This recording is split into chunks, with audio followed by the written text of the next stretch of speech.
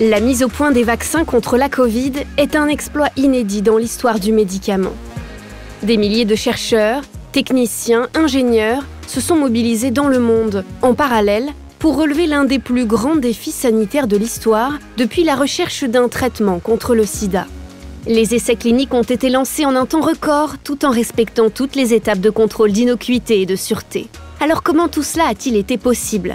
Nous allons vous raconter l'histoire extraordinaire des vaccins contre la Covid. Tout a commencé dans des centaines de laboratoires du monde entier. Des chercheurs des grands laboratoires publics, comme l'INSERM en France ou les NIH aux États-Unis, et bien sûr, les chercheurs des grands laboratoires pharmaceutiques internationaux se sont tous mobilisés.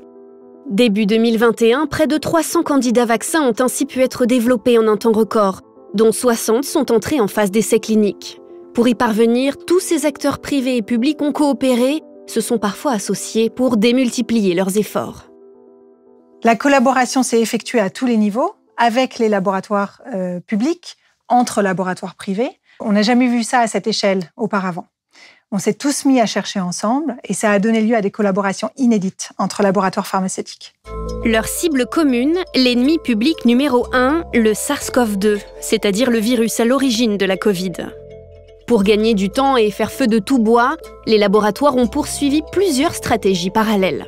D'abord, la technique du virus atténué. Déjà utilisée par Louis Pasteur contre la rage, elle a fait ses preuves contre la rougeole ou la varicelle.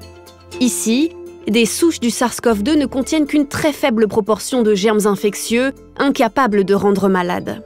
Lors de l'injection de ce type de vaccin, le système immunitaire affronte le vrai virus, mais sans risque. Il apprend à le reconnaître pour pouvoir l'éliminer facilement lorsqu'il le rencontrera de nouveau lors d'une véritable infection. Ensuite, la technique du virus inactivé. Cette fois, les chercheurs ont vidé le virus de la Covid de toute sa substance infectieuse, ou bien l'ont rendu inactive grâce à plusieurs traitements chimiques. Là encore, cette approche bien connue a fait ses preuves contre le tétanos ou la coqueluche. Lorsque ce vaccin est injecté, notre système immunitaire affronte une sorte de fantôme du virus. Il mémorise son apparence, si bien qu'il pourra l'éliminer facilement lorsqu'il le rencontrera.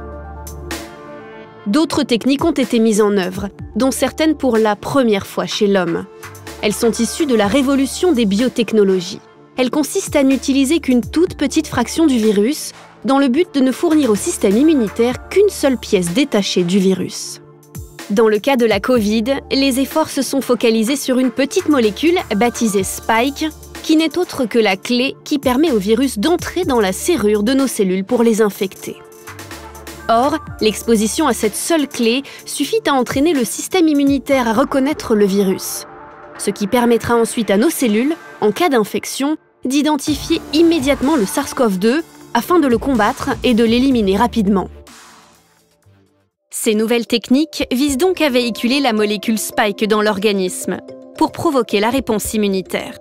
Or, les méthodes visant à présenter Spike à notre système immunitaire varient selon les vaccins. Dans un cas, la molécule, qu'on appelle aussi l'antigène, est produite en grande quantité dans des usines. Cet antigène peut être associé à un adjuvant. L'adjuvant permet d'augmenter la réponse immunitaire, mais également de réduire la quantité d'antigène nécessaire par dose. Ces deux composants constituent le vaccin. C'est la technique des vaccins à protéines recombinantes. Autre technique, l'antigène peut être véhiculé à la surface d'un virus génétiquement modifié et sans danger, qui n'a rien à voir avec le SARS-CoV-2 et dont le seul rôle est d'embarquer l'antigène et de le délivrer dans le corps humain. C'est la technique du vaccin vectorisé. Dans un autre cas, le vaccin transporte une petite fraction du matériel génétique du virus afin que nos propres cellules humaines s'en emparent et fabriquent elles-mêmes la protéine Spike. La molécule clé est ensuite identifiée et mémorisée par le système immunitaire comme un ennemi à combattre. C'est la technique des vaccins à ADN ou à ARN. Ces diverses technologies, des plus connues aux plus nouvelles, ont permis d'aboutir à beaucoup de collaborations entre les acteurs publics et privés. Ces collaborations ont créé un nombre inédit de candidats vaccins en développement. Dès l'été 2020, des milliers de volontaires se sont présentés dans des centres de référence du monde entier pour tester les différents vaccins candidats. Comme pour n'importe quel médicament, et pas seulement les vaccins, les phases d'essais cliniques ont été scrupuleusement respectées.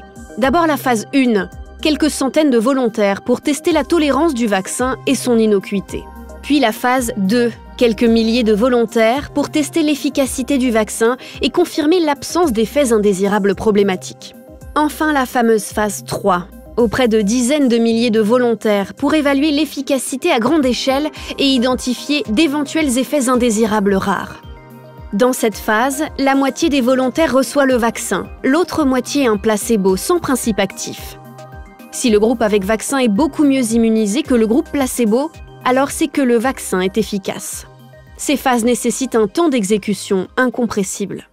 Certains processus sont accélérés autour de la recherche fondamentale, de la mise au point des vaccins, mais d'autres process ne donnent lieu à aucun compromis. On ne brûle pas les étapes, on ne transige jamais sur la qualité et la sécurité des vaccins et des médicaments, comme pour tout nouveau médicament d'ailleurs. Alors dans le cas de la Covid, la dizaine de vaccins en phase 3 a poursuivi pendant des mois les essais cliniques sans accélération. Pour gagner du temps pendant le déroulement incompressible des essais cliniques, les États et les institutions comme la Commission européenne ont précommandé des centaines de millions de doses des futurs vaccins. Une manière de financer la production des vaccins à grande échelle, dans des dizaines de plateformes high-tech disséminées dans le monde entier. Une production anticipée donc, en pariant sur le fait que les vaccins soient homologués. Le but, qu'ils soient prêts à être distribués dès qu'ils reçoivent le go des autorités de santé. Alors, lancer la production en même temps que les essais cliniques, avant même de savoir si les vaccins vont être homologués, c'est extrêmement rare, si ce n'est exceptionnel. Tout a été anticipé, de la planification de la production à la construction ou reconversion des sites de production. Tout a été élaboré avant l'été 2020. Grâce aux précommandes des États-Unis, de l'Europe notamment, le risque a été partagé entre les industriels et les autorités. Après l'homologation par les autorités sanitaires des différents vaccins qui auront prouvé leur efficacité, en l'absence d'effets indésirables problématiques, la vaccination doit être massive. Au moins les 2/3 des populations doivent être vaccinées si l'on veut enrayer la pandémie. Mais le travail ne s'arrête pas là. La surveillance se poursuit bien après les campagnes de vaccination. C'est ce qu'on appelle la phase de suivi. Elle dure des années. Alors, la phase de suivi après la mise sur le marché est vraiment essentielle.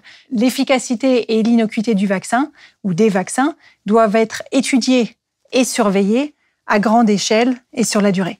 Il y aura un suivi attentif dans tous les pays du monde et toute situation nouvelle, problème particulier sera documentée, étudiée et si besoin améliorée.